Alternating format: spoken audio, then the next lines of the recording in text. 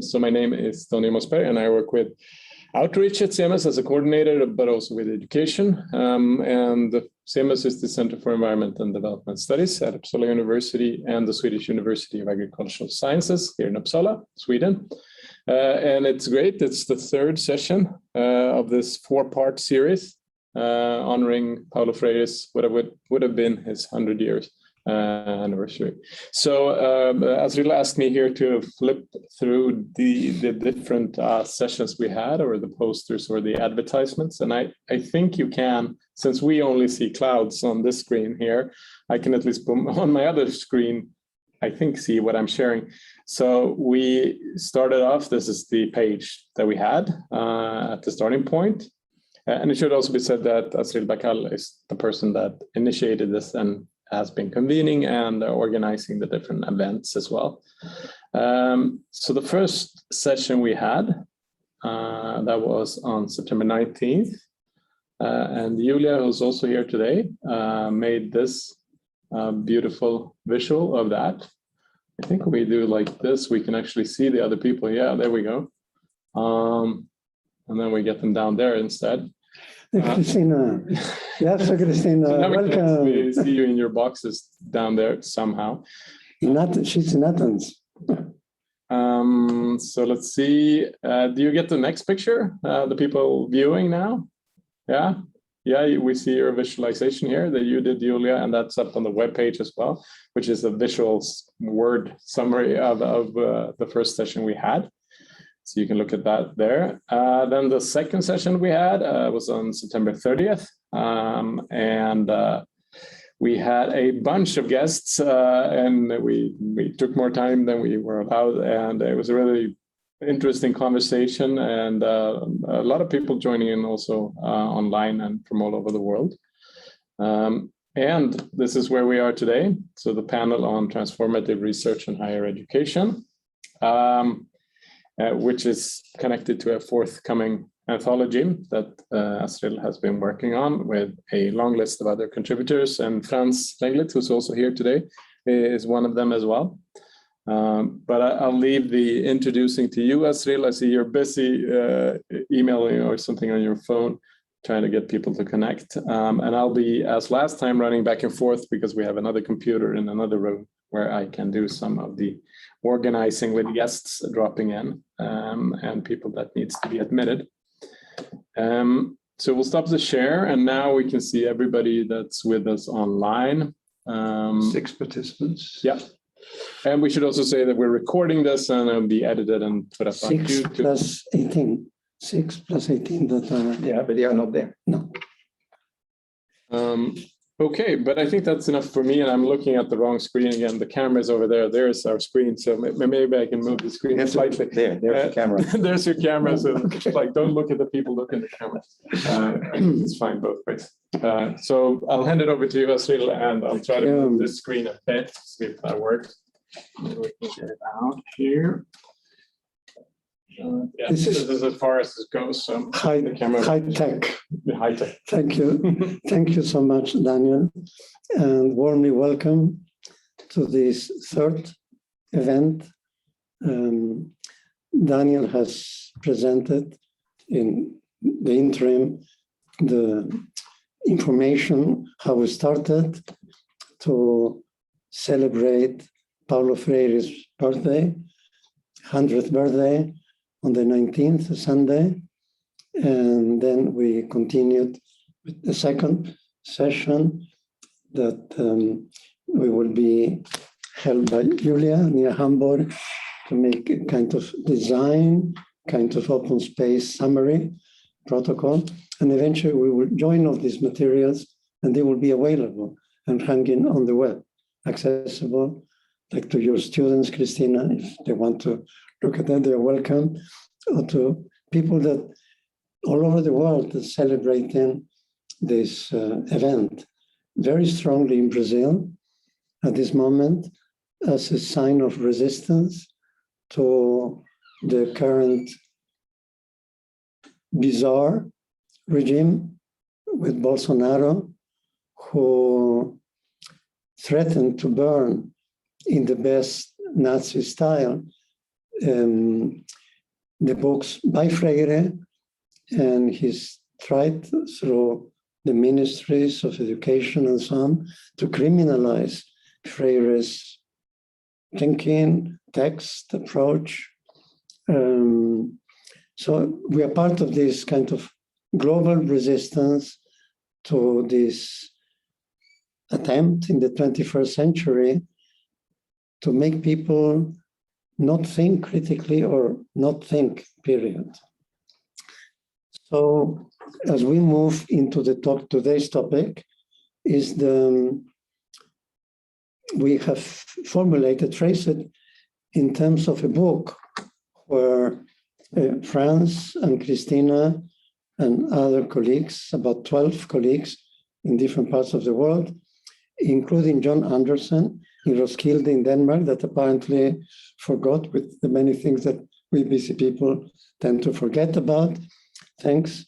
And it's a book that is in process and hopefully published in March by Emerald, which is a very good publisher company in the UK, where Christina is to be praised or blamed for bringing us in contact with them.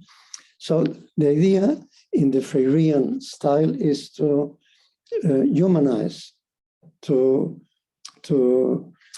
introduce ourselves briefly, and we will have a chance to expand, but time is short. So if we could start with a short presentation, maybe with you, Christina, and then we move on to Andre, Julia, Franz, and then I could... Joachim Arnoy. Joachim, I don't see you, Joachim. Could you tell us where you are? Joachim? Maybe he's there. Here. It sounds Danish. There Hello. Hello, Joachim. Hello. Where are you? I am a PhD researcher, PhD candidate from Norway, based at the Center for Peace Studies. Okay, most welcome. Okay. Thank you. So you are in Uppsala right now? No, I am in northern Norway. Okay. Just interested to hear some perspectives about Freire. Yes, we'll connect to that. Thank you, Joachim. So we'll start with Christina, short introduction, then we'll go like this, Joachim, and then Andre and Julia, Franz, myself, and we'll see who comes next. Okay, shoot. So I'm Christina Marouli. I am from Greece. I am an interdisciplinary person. So I have a biochemistry degree, but I also have a PhD in sociology and also environmental studies, a degree in environmental policy. And I have been working on environmental issues and social issues, but primarily I've worked on environmental issues. And I also have been working both as an educator and also as a person trying to make things happen in the best way, if possible. So I don't know if I should say something more right now, but I have also been in the States for 12 years, but I've been working in Greece ever since.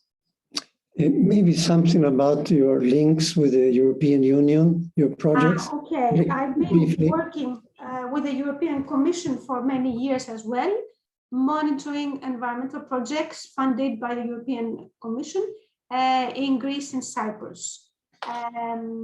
So that's the connection. I'm really an educator by heart, but I also like practical things as well, not only just talking about things.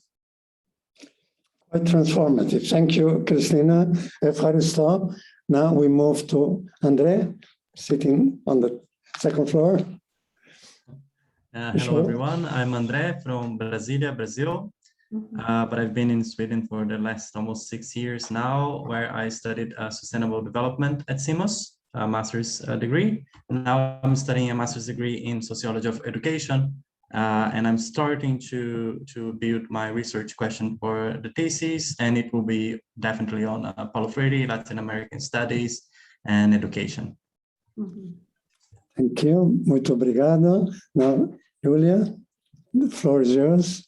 Thank you. Yeah, I also did my master's degree in sustainable development, as Andre did at CEMUS, and I am now managing a climate change education project. So yeah, working with schools and kindergartens and such. Near Hamburg. Yes, near Hamburg. So, Joachim? Yes, hello. So my name is Joachim. I've been working as a peace educator, drawing on experiential learning for several years, and based out of an organization in North Norway. I'll be starting a PhD, well, starting it just now, on the same topic, peace education. Great. We'll find as we go around that we are interrelated in ways we didn't know until now. For example, I've been in peace education since '72, where we started in the Peace Education Commission of the International Peace Research Association that was started as an answer to Galtung starting in '72, the PRIO Institute in Oslo. So we have this connection. And Freire in '72 in Bad Nauheim in Germany, when we started with the commission, I said, we will do this kind of transformative peace education inspired by Paulo Freire. So we have the connection. Franz, please. Yeah, hi, I'm Franz Linglet. I'm retired from Uppsala University. My latest position there was director of the Swedish International Center of Education for Sustainable Development, of which I was the first director. It started in 2008, and it's still going, although it has been changing, transforming over time. I am a Dutch national, and therefore my accent. I have a background, I did my PhD in the United States already 50 years ago, and have been working internationally with local organizations in many different countries, as well as with international organizations. And my last international organization association was with the International Labour Organization in Geneva. So that's for it right now. France is part of the venture with a book on transformative research education. And I call him as a friend an angel in disguise, but we won't go into this kind of... You're not going into angelic... platitudes, no. So the second round would be short. How did each of you, us, met Paulo Freire in person or through text or through a class or whatever? Maybe just, an apple made you think about Freire. So, Christina, would you kindly tell us, how did you encountered Freire in your life? And I will say something else. How did this meeting influence your thinking, your research, your teaching praxis? And that's for all of us. Short and beautiful. No, we don't hear you, Christina. I don't hear you here. Sound. Yeah. Now you can hear me, right? Yes. Yes. Yeah. Okay. So I have not met Paulo Freire in person, of course, yes. But I've met his work. I was thinking about this. I thought I originally met him at my graduate studies, my PhD studies when I was doing sociology, but no.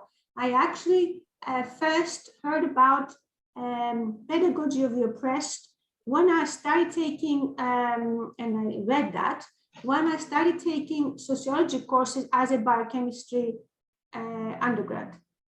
I think I was lucky to have some very transformative educators as educators, and that really helped me see what that meant. And that was attractive. And so when I went back to, probably that's why I went into environmental in the first place, because also as Franz, I have been working on education for the environment and sustainability for a long time. And that's transformative. You are trying to educate with a purpose, to change things. And so I think I got into environmental because of that. Rather than becoming a doctor, I became that. And then I met again his works in my sociology years. Now, what that meant for me, it meant, I think what I said before, that I don't want to just talk, pass information, knowledge. Instead, what I want to do is to actually stimulate thinking for action. So one of the things I forgot to say is that now I am at the American College of Greece for some years, and I teach there at that college. And when I came to create and establish, and I did, the Center of Excellence for Sustainability. So we did a lot of things, and now we are talking about sustainable college. The American College of Greece has gotten some recognition on that. So that's how I now see education. Education is something that should not just be knowledge acquisition, not even, in my understanding, just self-change. Self-change is important, but you just do it not only for yourself, or ideally, I would want that, not only for yourself, but also for the good of the society, for the good of the community. So that's also when I... Christina, can we move on? Because we will touch this subject in the fourth or fifth round. I think that's an excellent introduction. Thank you. So meeting the impact in our thinking and in our doing, in our pedagogical praxis and so on. Andrea, short and sweet. Short and sweet. So first, the first context I had with Paulo Freire, although I'm from Brazil, it's not very discussed in school there. It was when I was already a young adult in college. Of course, I had the name of the Paulo Freire in few schools in Brazil that I've heard about before, but more to his work was when I involved myself in my political career in different parties, where I could not meet him, of course, but I met people that were with him before as the representative. Oh my gosh, now I forgot her name. Oh, damn. But anyway, he was a secretary. Erundina. Luiz Erundina. Oh, how can I forget her name? Luiz Erundina, who was mayor of São Paulo, and he worked as her secretary of education, for example, and other names in the left-wing parties in Brazil. And also, I used this knowledge in the high school that I studied before as a volunteer teacher for a few years, where I was introducing critical teaching, critical education in extracurricular activities there. Nowadays, I use this in CIMUS as a course coordinator in different courses that I coordinate. And we use critical perspectives and critical pedagogy as part of their courses as well. Thank you, Andrea. And we're seeing how diverse we are. We are connected to the university, and you are connected with the university, but have worked with children. Yulia works with children. And this is something that we want to emphasize. Even though we're focusing on higher education, we have a wider horizon. So, muito obrigado, Yulia. Yes, I actually only recently went into the whole education scene because I've been working with sustainability before. But I think, yeah, I just encountered the book Pedagogy of the Oppressed. Actually, that was my meeting with Freire, if you will. And I think it has changed my view of like the climate education that I'm doing towards a more climate justice education. So always including aspects of justice and of equity and of, yeah, just broader societal transformations instead of just what Christine also said about like passing on knowledge, but rather like making students actually think and yeah, think about the systems that exist and how we can change them. That's, I think, what I've taken from it. Thank you. And then we have Julia working with children, and we got Fernanda Paleto last week working with children and other things. So this will help us to network and continue the dialogue after this program finishes next week. Next week, we will deal with popular education and Freire, but also with popular education in high university. So Joachim, please. So I've been working outside of the formal education sector, non-formal education. And I suppose I first became acquainted with Freire without even knowing so, that all of these learning experiences that we were developing and implementing could be game-based exercises and simulations, just to give a couple of examples.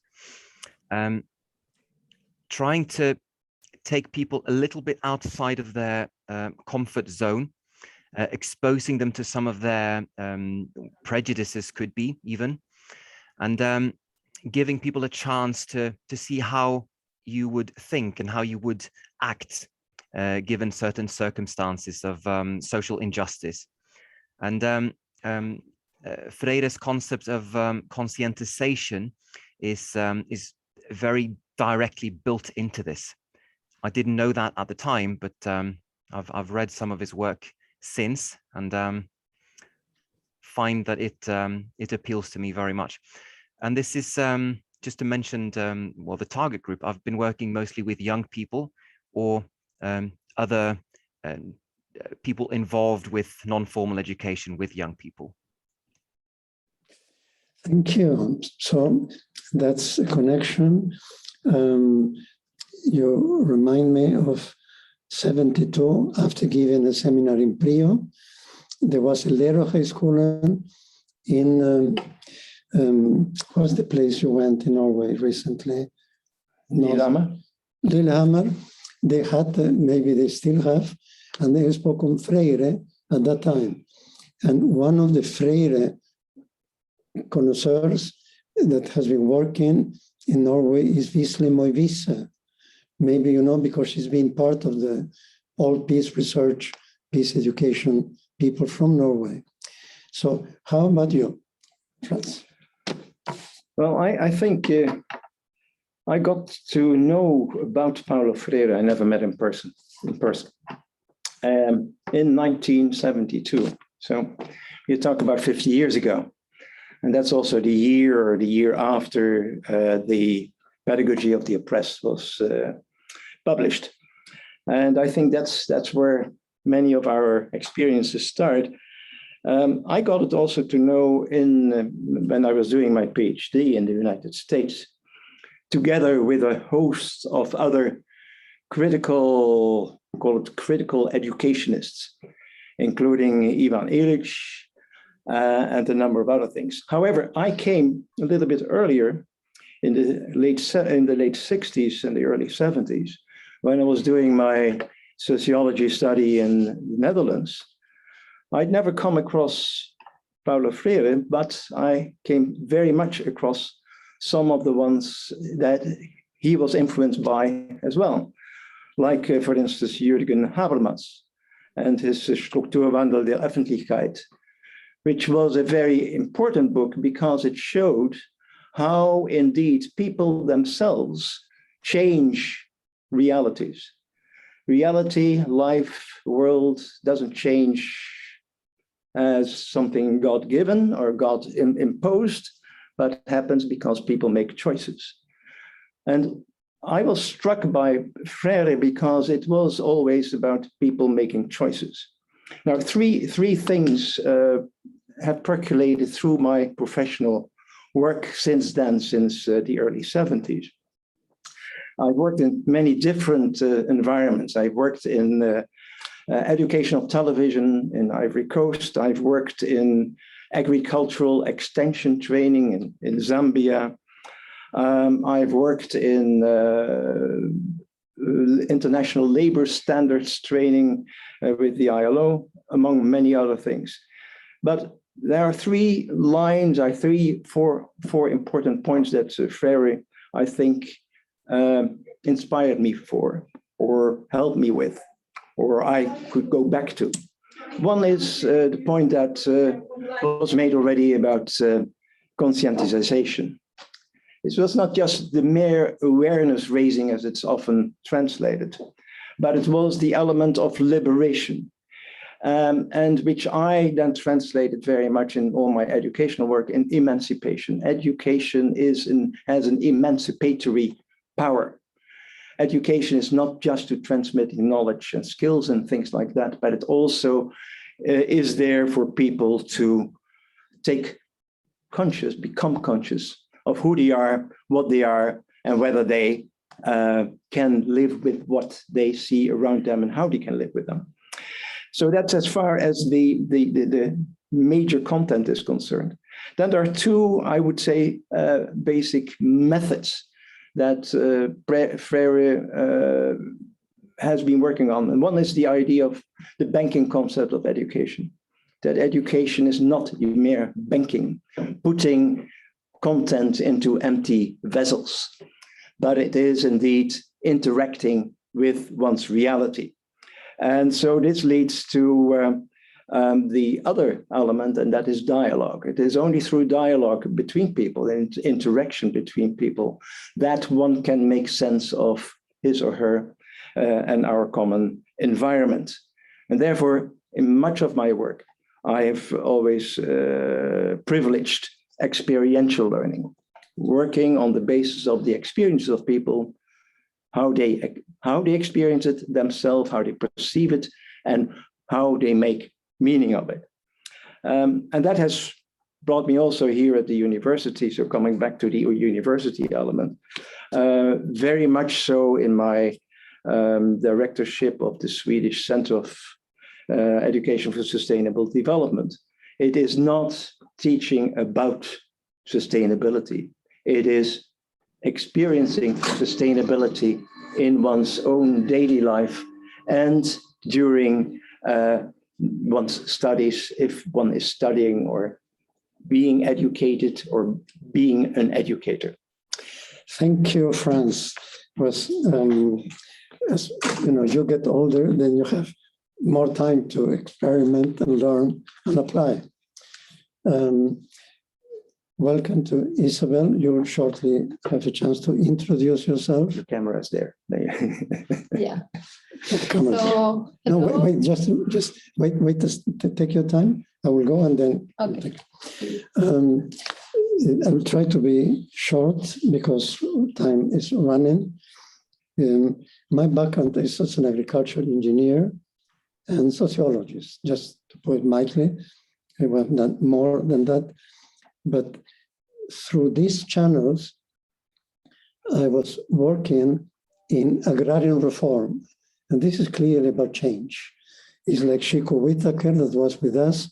He honored us with his presence. He worked with agrarian reform in Brazil, being our architect. And he worked with peasant training, and so did I.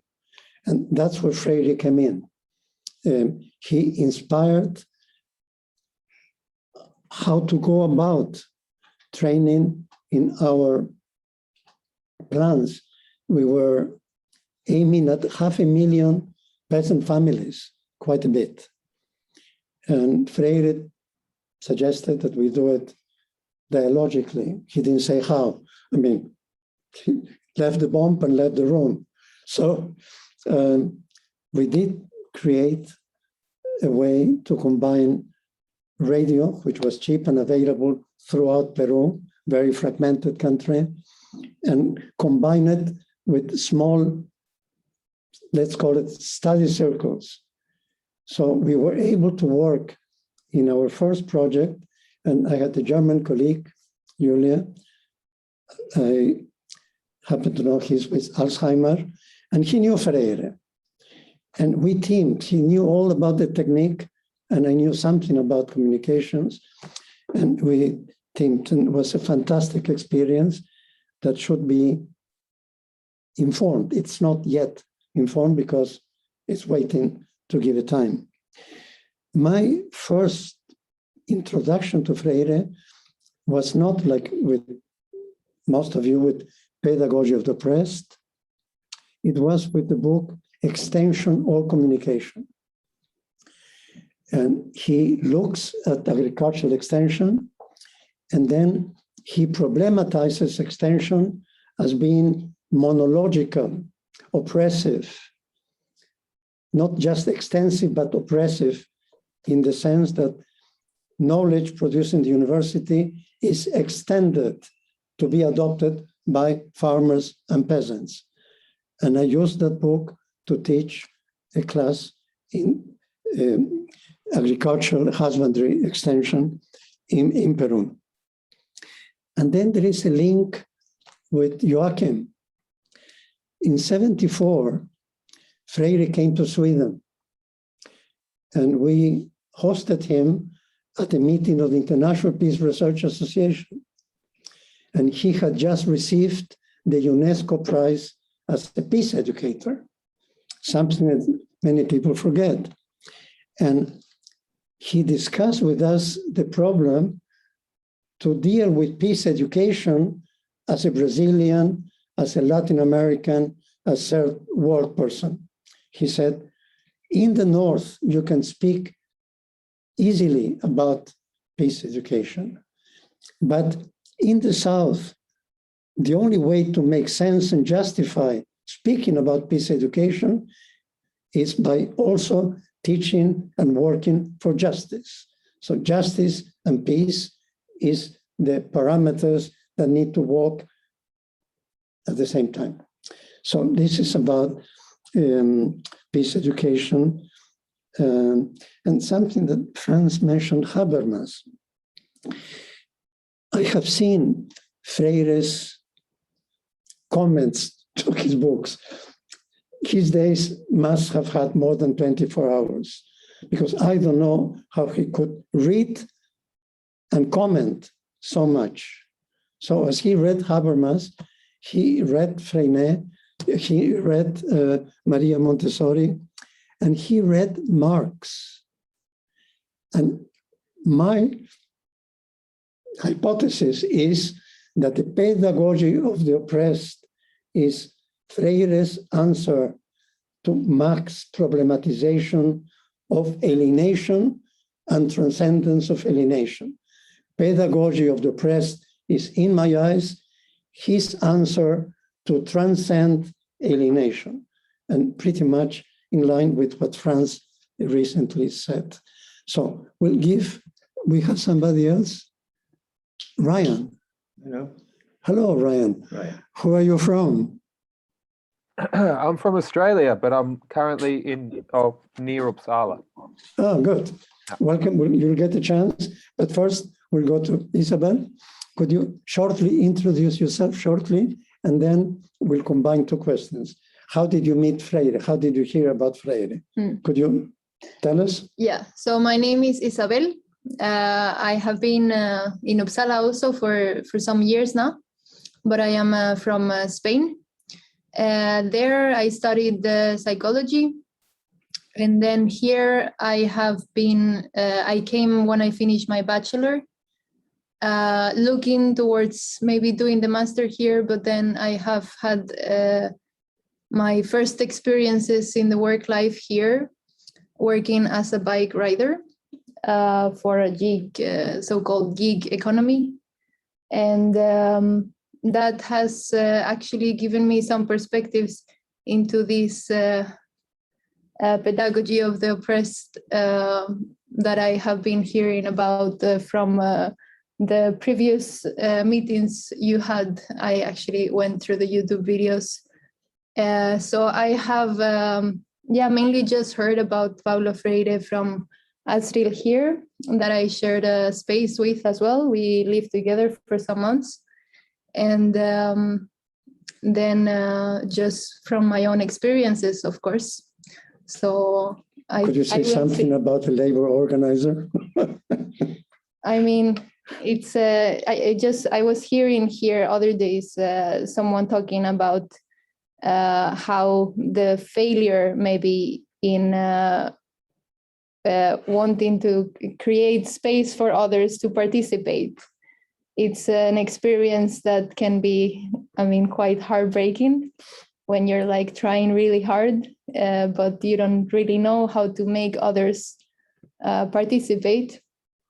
And I think that's what I can contribute with. I also saw it from the psychology perspective of learning from your mistakes, and like how we can work on it.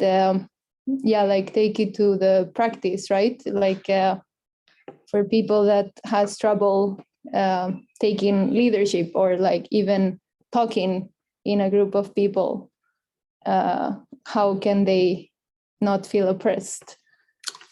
Thank you, Isabel. Now, Ryan, if you could shortly do the same, this short presentation. How did you meet Freire? If you met Freire one way or another, how this influenced your thinking and your action? Yeah. Okay. So as I wasn't expecting this, so I'm kind of caught a little bit off guard. I'm glad I had a moment to think. So I come from Melbourne, actually a little area just east of Melbourne. And I was lucky enough to study under a gentleman called Aaron Gare in Melbourne, who is a process philosopher, so influenced by Alfred North Whitehead. If you're familiar with him, British philosopher, early 20th century. And basically, Whitehead was one of his major concepts was, well, maybe not his major concept, but he was trying to reformulate philosophy against the kind of mechanistic worldview that had become so dominant from the 17th century onwards. And he was trying to reframe philosophy on process grounds.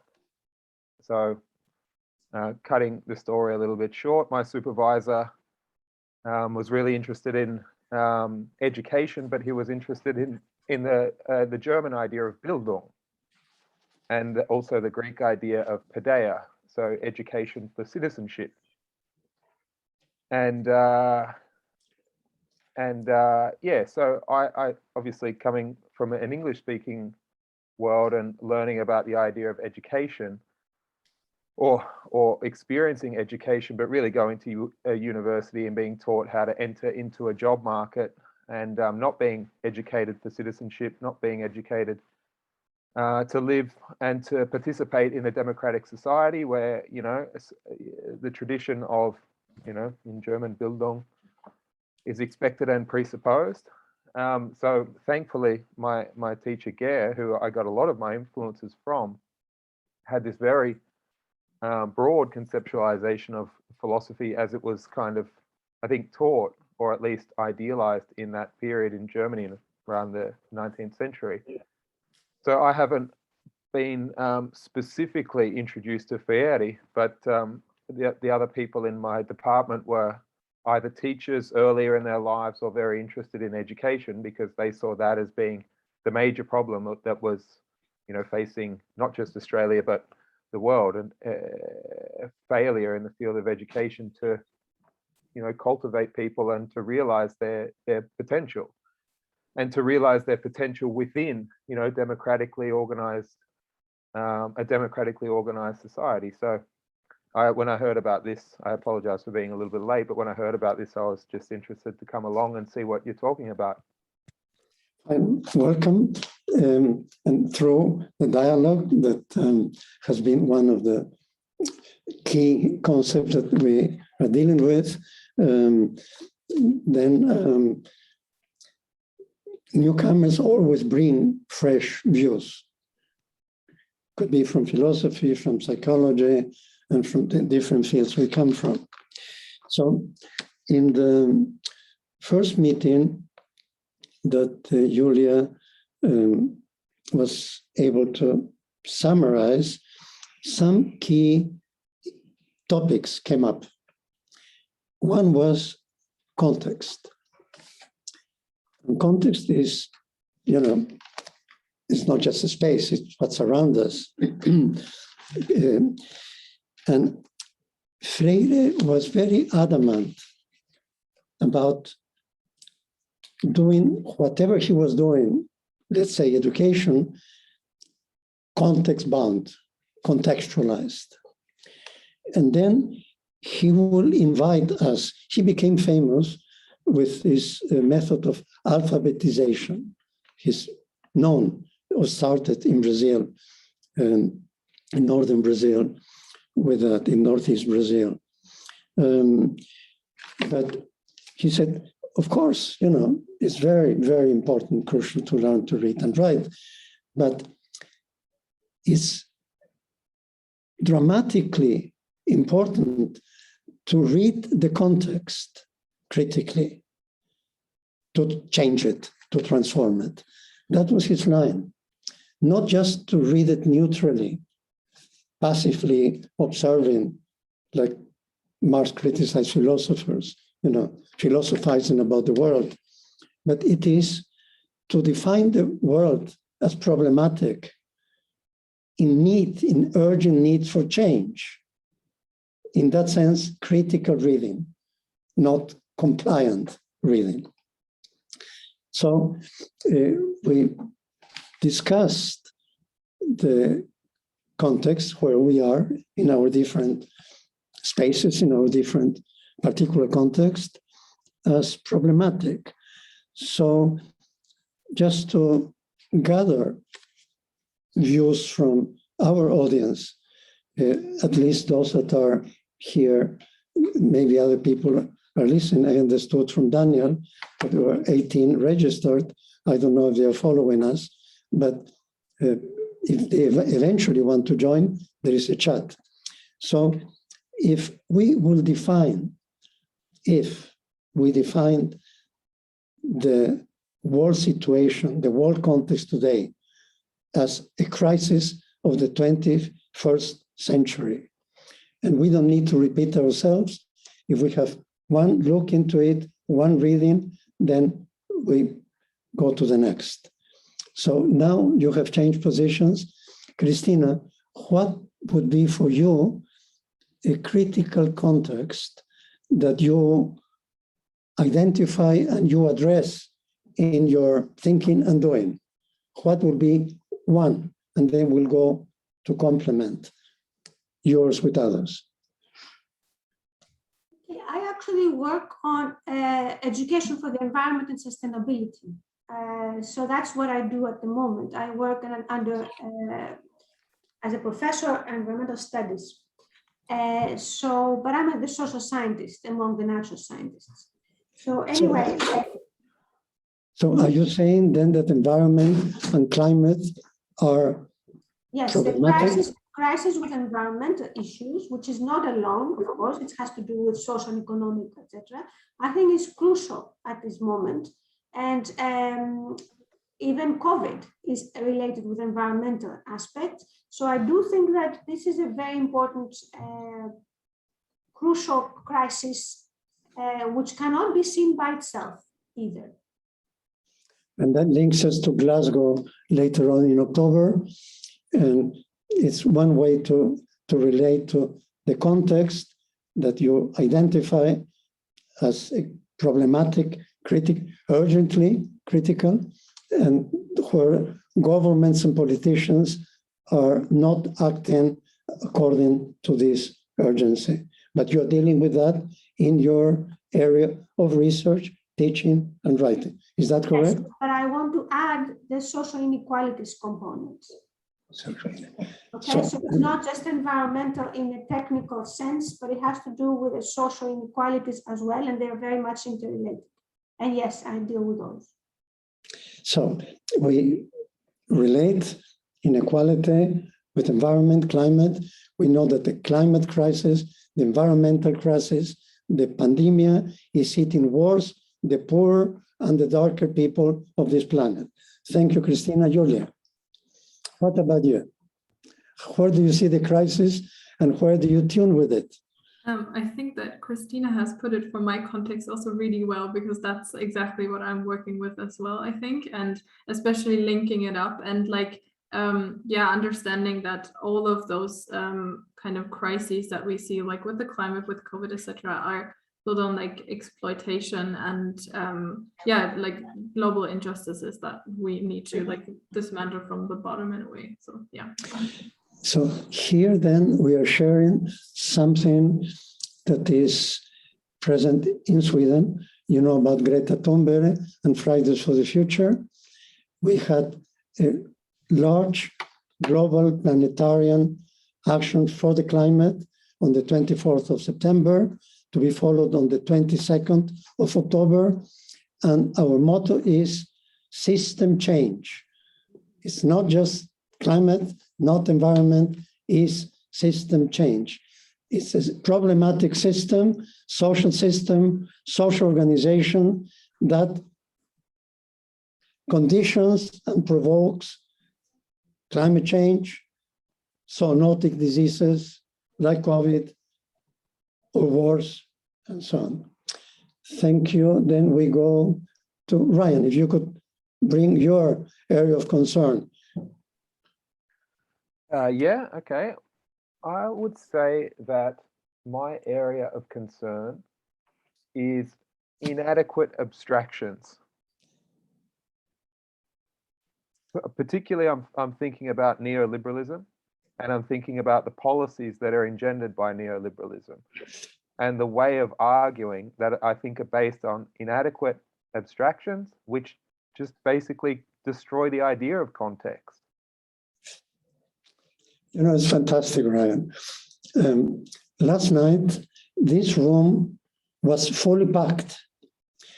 And this room is one space in this university that has some autonomy because it's organized by students. This little fact explained that yesterday here, we met with 5 delegates from the Zapatista movement, from Chiapas, from the jungle of Chiapas. And it is there, in this far removed jungle, that a cry came for humanity against neoliberalism. This became planetarian. This became viral. Today, we defined this area of concern as neoliberalism, increasing the gap between rich and poor, also in education. In education, we have a similar theoretical, philosophical approach called the human capital theory of education, which is neoliberalism in education. In Brazil, the finance minister, Simonsen, tried to take the language from Freire to do the opposite. It didn't work. This is something that we can discuss later on. Andre, thank you, Ryan. Thank you.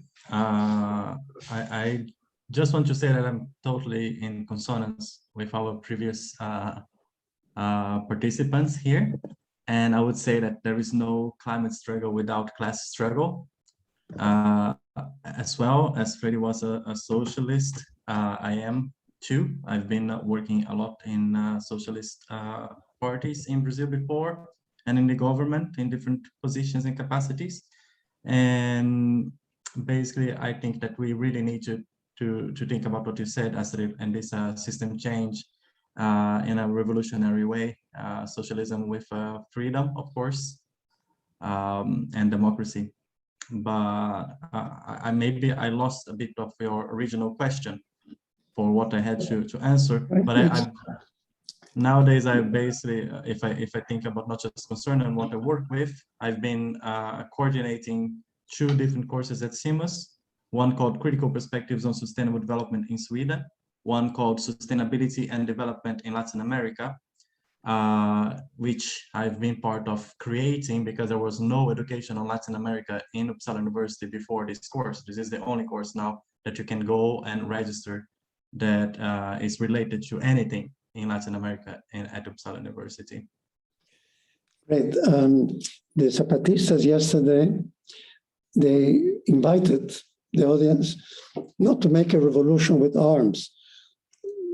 What he said very humbly, the spokesperson, is think about your circumstances and what you can do about it, as his approach to making systemic change. Thank you. Joachim, what would be an area of concern for you as a Freirean experiential peace educator? I'm trying to think of what I can add to what has already been said. And there was one thing that struck me, and this is based on a fairly local experience working with young people in Norway in particular. And it is, I think I would call it a disconnect between well, the individual and these global issues. Climate, for instance, or neoliberalism, they are very clearly global issues that you need a very wide participation into to make any sort of headway towards change. And I'm just thinking, not everyone, young or old, is an activist, but they still need to be part of the solution to make any sort of systemic change. So how do you reach them? How do you make those people see, the ones who are outside of university campuses, the ones who are not active in an organization? How do you get them on board to see that these are global issues that concern you as well, although you might not see it with your own 2 eyes where you are at the moment? So yeah, I think I would call it a bit of a disconnect. And education plays a very crucial role in this, to get people engaged and active and to feel something that you don't get sitting in a classroom in most places. Thank you, Joachim. Education, yes and no. Education as this dual sword.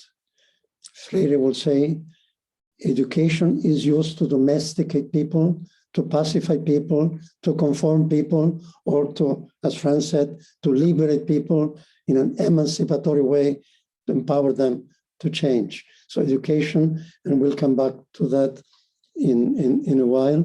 I thought you would bring, as a peace educator, the problem of lack of peace right now, 2021, where we see global militarization, where we see the people that Evo Morales called the Insecurity Council, because they produce the weapons that, when sold, they create insecurity. They are the main source of military global insecurity in the world, but language is being raped, violated. It's called the Security Council. I don't trust them to give me security nor peace.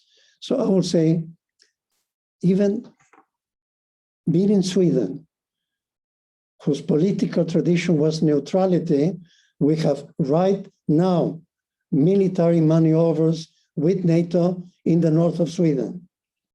So even Sweden is part of this process of militarization, and it's not exempt from producing weapons. To some extent, an economist will help us to know how much of Swedish welfare today depends on the production and selling weapons. My friend Inga Lantz, journalist, 20 years ago, she wrote, Sweden at the time was #1 per capita producer of weapons. She's no longer a journalist. So, it is pleasant here. Somebody mentioned complacency bubble, but it is not as paradise-like as we would like to think. Many people have idealized there is a lot of goodness in Sweden, but not only that. So we move to Franz and then to Isabel. Please. Rather than repeating the major crisis of our times, and rather than saying it is a systems change is necessary, I all agree with that. At the same time, I think as educators especially, we have to confront the issue that I think Joachim raised already, this disconnect or the difficulty between what ordinary people experience daily on the ground and these big problems. As educators, we can educate about all those big problems. That's one thing. But a lot of people at this moment, because also of those big problems, whether it is the climate change in general, well, take the big problems. Climate change creates climate anxiety. There's a newspaper article this morning in The Guardian about this huge numbers of young people who come to psychologists and are anxious about climate, how to deal with that.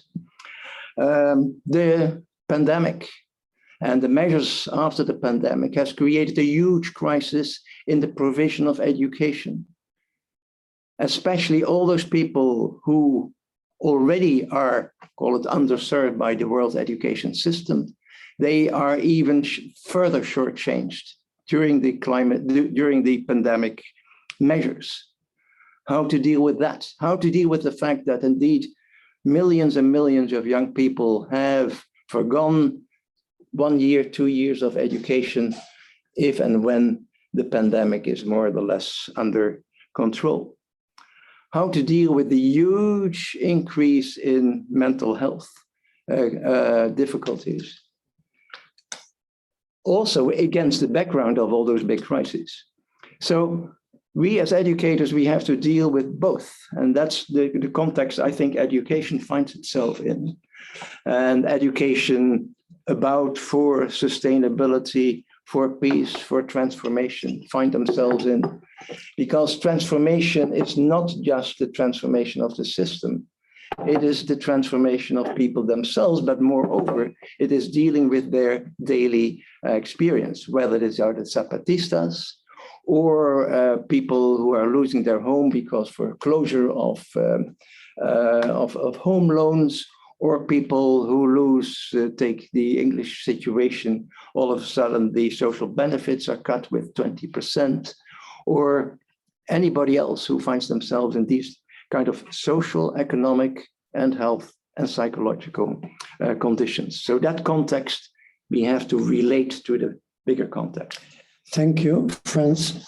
And here we'll make a connection between Freire and C. Wright Mills. Social scientists know about C. Wright Mills, who proposed something called social analysis to help exactly people to understand how public issues relate to private matters. If 1% of marriages divorce, it's a private problem. But if 50 or 60% of marriages have a divorce, it's a social problem. And this intersection between history and biography, between public issues and personal and private matters, between culture and personality, it's very important as an insight of awareness and empowerment. So this is a link, and we can continue. Thank you very much, Franz. And then Joachim, for bringing this connection at a time that it seems that we are repeating what Hannah Arendt wrote to explain fascism in the past century. appears to be the case that we are not thinking enough. And when we don't think enough, we are prey to populists in Italy, in Sweden, in Brazil, Trump and his great advisor, Steve Bannon, that I hope he will be indicted for having produced so much damage to the world in the States. And he thinks and says that Brazil is number 2 important country looking at the next elections. So, Isabel, please. So the question was, what's the crisis? How do you see the crisis? What is, like, we have different versions, approaches to the crisis, and then what do we do about it? How to face it? How to counteract it? Overcome it? Okay, well, I mean, I think it's an important point what you brought up about the difference in culture and personality, history, biography. I think like they see us, or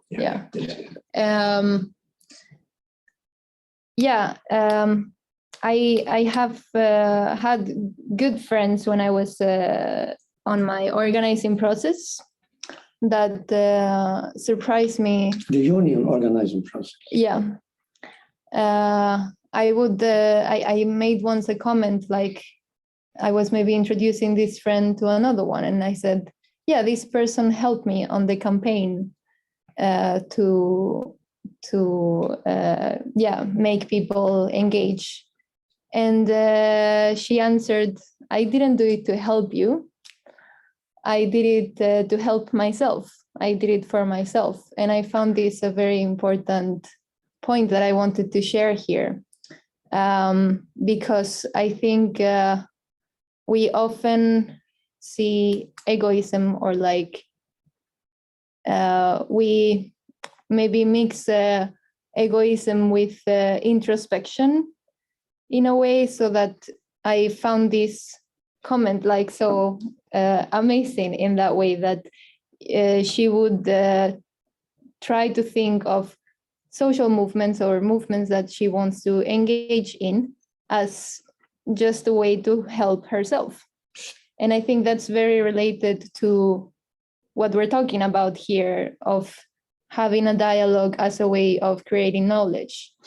It's kind of like the opposite side of it, like engaging in something not to help others or to help a cause, but to help yourself. So that's my view on it. Beautiful, Isabel, because Thatcher spoke about freedom. Mario Vargas Llosa speaks about freedom. And then there are friends of Pinochet, who had a peculiar way to deal with freedom by killing people, or torturing people and raping women in the name of freedom. So Freire had an idea of freedom that is similar to what Isabel is bringing, where freedom can be inclusive. So by helping myself, I'm helping you. That is not an intrinsic contradiction into working for yourself and for others. It is a linguistic trap in Western culture and language. And so it's very interesting how Freire deals with freedom and autonomy in that way, which is non-selfish, and it has a context of social concern. Sorry, I just realized, if I may add, because I think this is related also to my experience with talking to people from several different cultures that have a hard time. I mean, if we compare like, a movement that wants to engage people really like coming from many different places, not feeling at home where they are, not fighting for something that has to do with their homes or like anything related to their identity. They don't feel identified with these costs. That's what I have gone through. And I think, yeah, like seeing it as something that you can take to yourself, like you're not doing this for, I mean, of course, you need to explain how it affects the global costs, right? But I think what we're doing right with certain movements today is making it not like a fight against some specific company or something, but more like a global issue. And when it's a global issue, I think it's harder to identify with it on a local level as well. So it can make the local work harder. That's how I related it, I guess. Thank you, Isabel. We have discussed when we had the Uppsala Social Forum, which is a micro version, and Samuel was part of that platform. The world is in Sweden, in Uppsala, and Uppsala is in Sweden and in the world. And yesterday, that was precisely what the Zapatista was saying. You know, when we hurt nature here, we hurt nature everywhere because it's one home, it's one planet.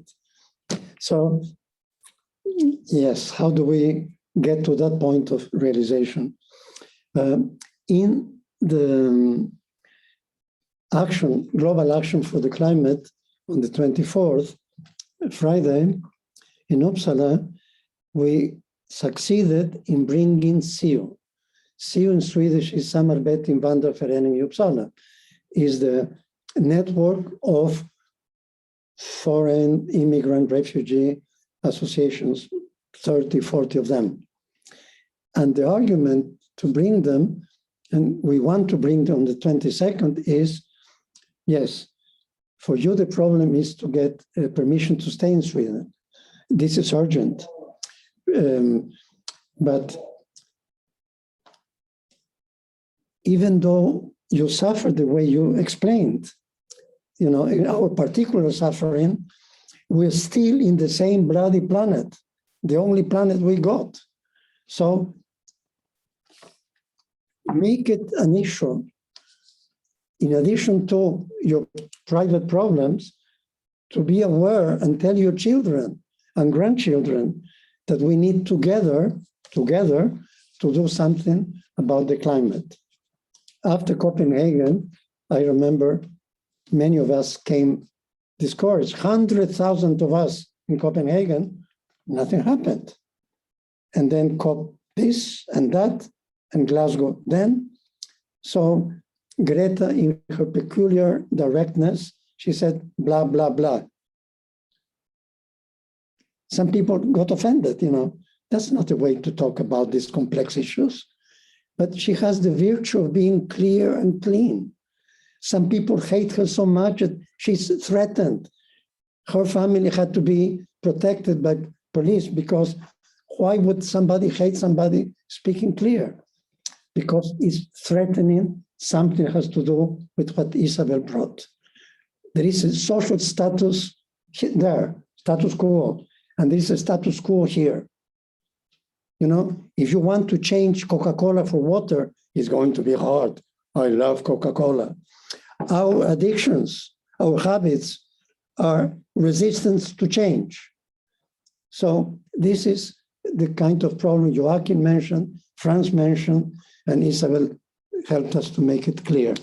So let me move to, time is running, and I know that we have limited time. But the second part of our really beautiful, lovely dialogue is transformative research education. So I'm going to problematize shortly. I'm going to provoke you in a way, and then from your minds and hearts, you respond to this provocation the way you wish to do. Okay, so why to transform? This is the best of all possible worlds. You know, are you crazy? You know, Are you unhappy? Go to a psychiatrist. Why do you want to change things? Why do you want to change the way things are? So I would like you to respond to why, how do we want to approach the need to change or to accept the best of all possible worlds? This is God's given, this is natural law, so why change things? So we could start with Julia, please. Okay. Wow. Well, first of all, I mean, the kind of what is obviously in there, like best of all worlds for whom? For a tiny minority of people. So like 1%, like 1%. Sorry, what did you say?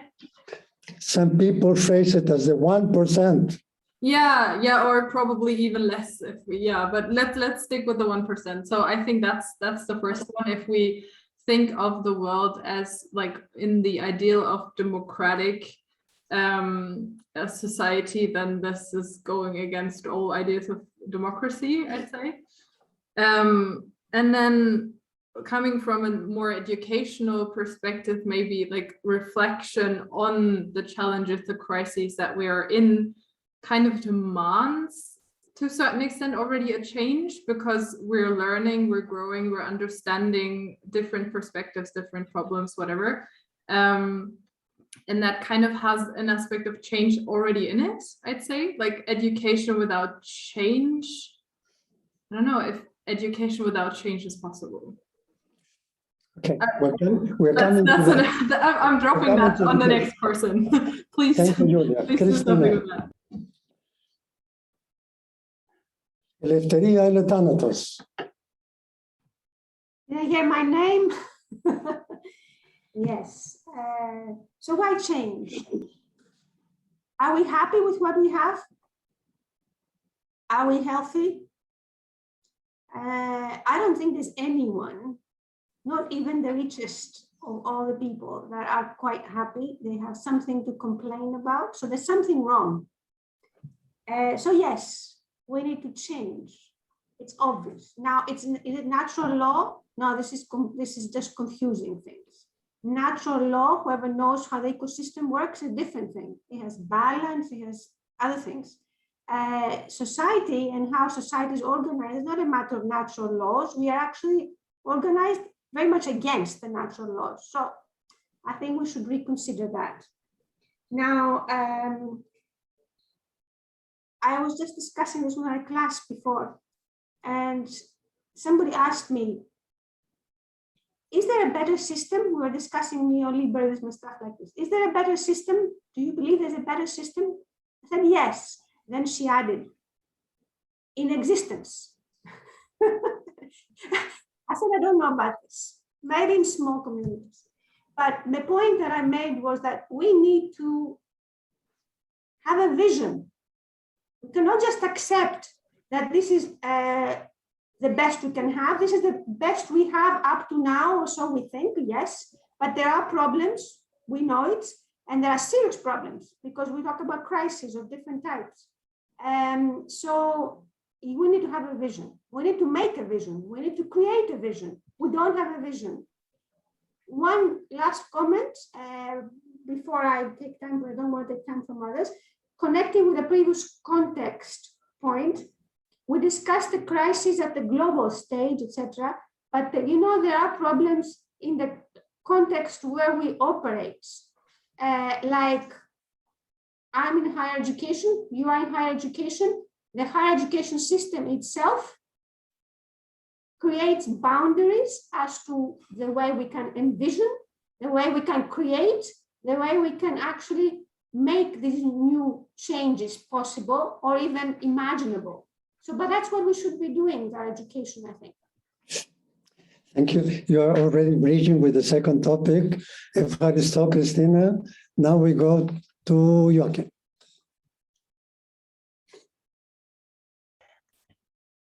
Thank you. Right. Well, trying to build a little bit on my previous point that was expanded upon by some, disconnect and realizing that we need to come together to solve well, a number of issues. I thought to tell a short little story to highlight my point about not seeing things as one. So in January of this year, I was on a plane, domestic flight in Norway with my wife and our 2 little children. So my wife has a different nationality than I do. She was reading a book in her language, as is her right to do, to her daughters. And one of our daughters, she pulled down her face mask so that her nose was no longer covered. And there was an elderly man, Norwegian, sitting on the other side of the aisle who called attention to this, speaking to me in English, probably assuming that I was not Norwegian as well. I ignored him because I thought he was being rude. And then he called one of the flight attendants, and he said, quite loudly, which surprised me, he said, "Can you please tell this person to put on her face mask? There is a foreign national on this flight spreading virus and bacteria." That's a quote. Now, I'm not going to speak about my reaction or my feelings, emotions about this, but needless to say, it affected me. It affected my family as well. And for me, there's just this inability to see that this is this goes beyond your nose. This goes beyond your little scope of observation, this particular problem. And the same goes for many others. So to try to generalize that point a little bit further, there seems to be a tendency of blaming the other in so many ways, on so many topics, whether it's immigration, or it's because of climate change, or it's this, that, and the other. So for me, that there is a lack of unity. There is a lack of critical thinking to see that society does not occur externally to you. So that is, don't know if that makes too much sense to all of you, but again, how do you connect well, lifelong learning, critical thinking, to bring unity? Thank you, Joachim. One quote which we should keep in mind. We know about the so-called scientific division of labor, right? Who formulated and wrote about the scientific division of labor? Marx. Before Marx. No, not before Marx, but I'm thinking of the text that is used in organizational sociology and so on and so forth. Well, this the Fordism is not Taylor. Fordism came after that. Taylorism, Fordism, Toyotism, and so on. So Taylor said in 1913, we need to break the collective. He had in mind a vision, and I would say to some extent, or to a large extent, he has succeeded. Today, we had a fragmented society. Neoliberalism has eroded the social cultural texture, and we have more of what Christina was saying, that in this situation, even the richest are unhappy. So a question was brought to the Zapatistas yesterday: how to resist? And his answer was basically an answer to you, Joachim. It was, through going underground, being clandestine, you develop solidarity. If this is too heavy, I will carry. If I have bread and you don't, I share. They reconstructed culture, a praxis of solidarity. So this is a kind of question to all of us and challenge. How do we recreate community where community is eroded?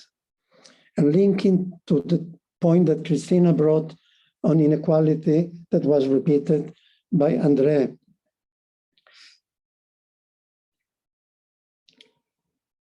The term inequality hit Europe in the UK recently in this fantastic research by Wilkinson and his partners.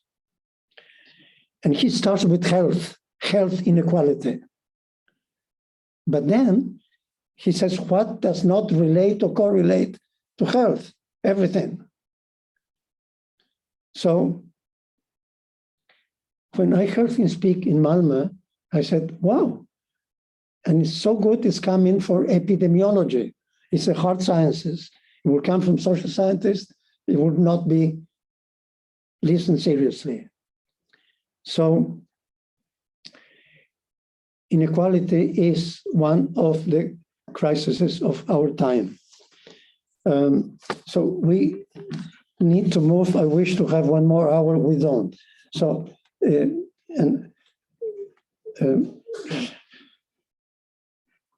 I'm doing something wrong. I'm speaking too much. So, André. Thank you. I will go along the same lines, I guess. And since we've been talking quotes, I will add 1 more quote, if it's okay. From each according to their ability, to each according to their needs. This is Marx. And talking about inequality, I strongly believe that this is probably the biggest piece in this huge puzzle we have nowadays, because we can. I will not give an answer that will solve everything, and nobody will now.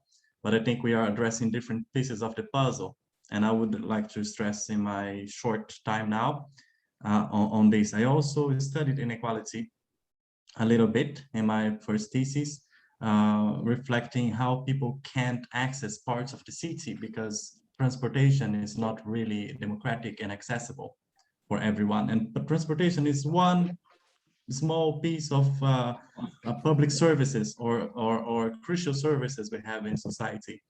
And as long as we don't have everyone with access, and I would say free access to distribution of goods, capital, services, we will not achieve anything good for everyone. As Christina said, like everyone has something to complain, even the richer ones. And we have just going to Brazil, we have a great name there that was a senator before. He's now sitting in the municipal chamber, called Eduardo. My gosh, today I'm terrible for names. I'm too long sitting in front of the computer, sorry. Eduardo Suplicy, which is the great name in Brazil and in the world, talking about universal basic income. But I would go a bit further from universal basic income, but a better access of the services also, not just through financial or monetary income, but through free access from the state, as we have in some places, but not ideal, and definitely not ideal anywhere in the world. And just to finish what I'm saying now, that I know we need to be very, very quick. Still on this note, that one thing that has been not very well discussed, especially when we talk about climate change and climate struggle, is the position or the abilities to change the world that we have of billionaires. So I would just want to throw this 1 more problem into our cauldron full of problems, that the very existence of billionaires should be something completely terminated in the world. It makes no sense that to have these filthy rich people, especially during the pandemic, getting richer from 2020 to 2021. If you check the Forbes list, all the top 15 ones had a huge increase in their wealth. And while we have it's not just about the gap, but the absurd gap that we have in society, and the very existence of billionaires is something that bugs me a lot. Thank you, Andre, especially after the Pandora and the Panama Papers, right? So, please, Ryan. You asked why we should change, and you said you were being a little bit, you were trying to evoke something out of us. Well, I'll throw it back at you and say, have you looked in the mirror? We're all changing. We're changing all the time. The world is constantly changing. I would say, what are the things that are staying the same? That are the problems, firstly. And I would say, if we're changing all the time, what direction do we want to change? What is going to be something that is going to orient us, something that's a guiding star, something that's an ideal, something that's a purpose? Why? Is that so? I talked before about inadequate abstractions. I think that's one of them. The fact that we think that change is the constant. Don't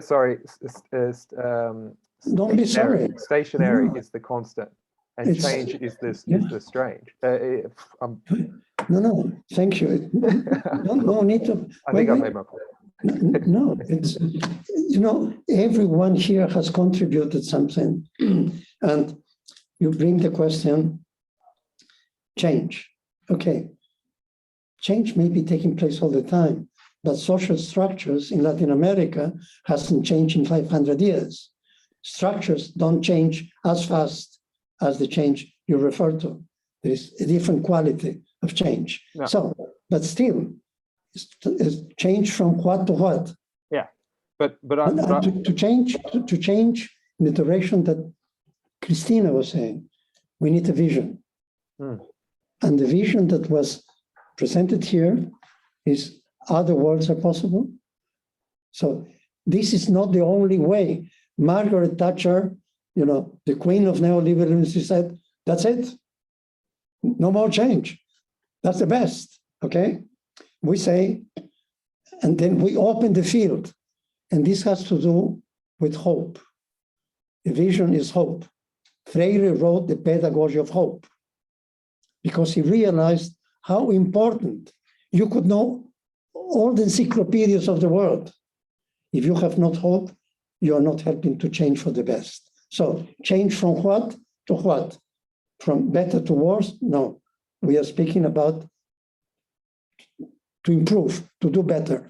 And then the other question that will be related, no time to address, because we do need to speak with education and research, is in the UK, started in the town, transition town, today's transition movement.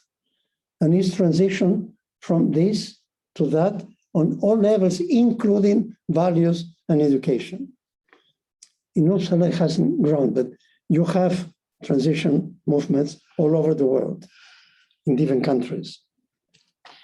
And then the challenge sometimes, or the dichotomy is, well, you go via reform, you go via the Gato Pardo, you change so that it remains basically the same, you just change the surface, you change not to change, structure, or you say revolution, that's the only way. And then somebody has problematized the how, is Barrington Moore Jr. He spoke about the social cost of dictatorship and democracy. We have seen that many regimes on the left have gone corrupt. So it's not enough to make a revolution, because in a way it has to do with this gap that we need to also change ourselves in the change process. In the way that Gandhi was saying, we are the message. And it's very difficult. It's very easy to be an unreformed reformer. It's much more difficult to change according to what you are preaching. So, Franz and Isabel, it's little time, but do your best.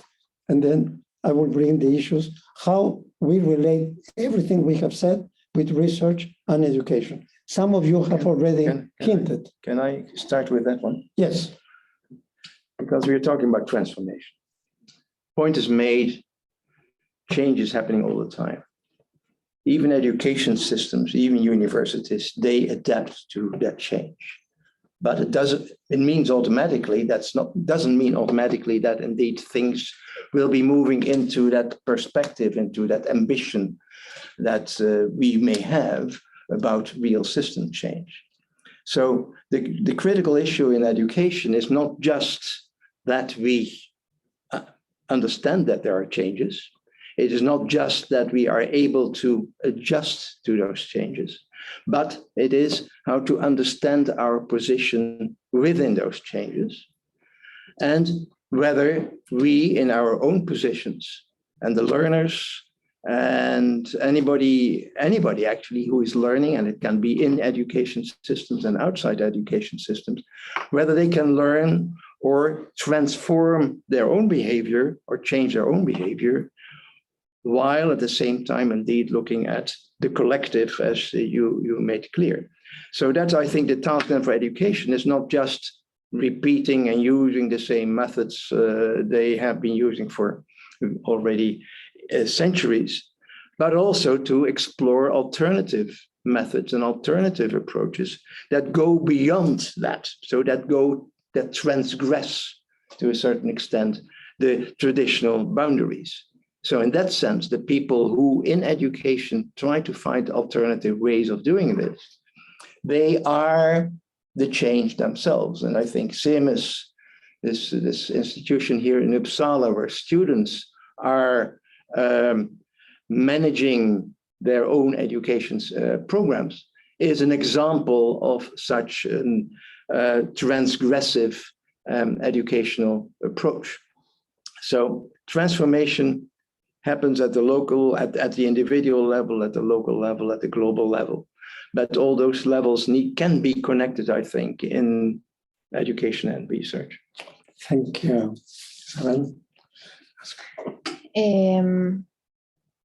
Yeah, what the question was how to relate everything we've talked with education and research. We will finish with that. But I still need to bring 2 points to that. Yeah. I don't know. That's a good beginning. Yeah. Yes, you don't know yet. That's a good way to start. So the points, the provocation in terms of research and education. Research. Should I jump in as well? We have 10 minutes, and I don't want to say anything more, but 10 minutes to weave everything together. Yeah, you have 10 minutes. Yeah. Okay. So better weave it together. So fast. Yeah. So we are free within the constraints of time. So you cannot transgress time.